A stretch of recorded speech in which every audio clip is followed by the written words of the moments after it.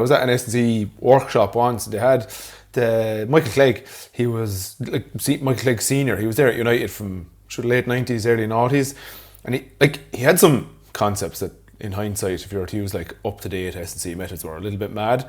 But he had a few little things like that. I thought, okay, these are fun little games. He's demonstrating abilities. But he said, like, no matter what aerobic test, speed test, strength test, no matter what test you did, one player was always worse at them all by a mile.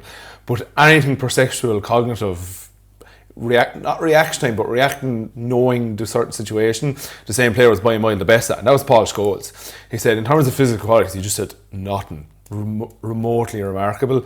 But anything like reading situations, he was just so far ahead of everybody else. You said there a few things you don't have the answer to, but there are a few things you do have the answer to based on the studies you have done so far. Do you want to just outline to us what you've done so far, some of the results, and we'll jump into some of the practical implications of those then? Yeah, so my PhD study and the working title at the minute is the physical characteristics of agility performance in Gaelic football.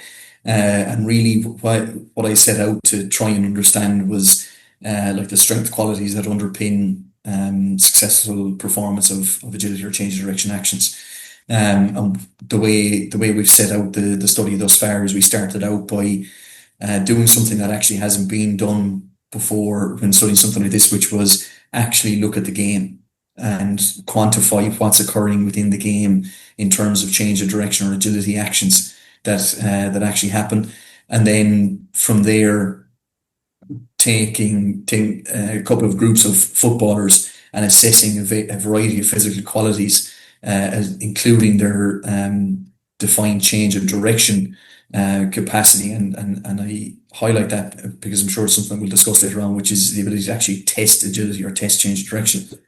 Try and understand the relationships between the physical qualities and the execution of a change of direction task. And then subsequently we went on to implement a training intervention built around that.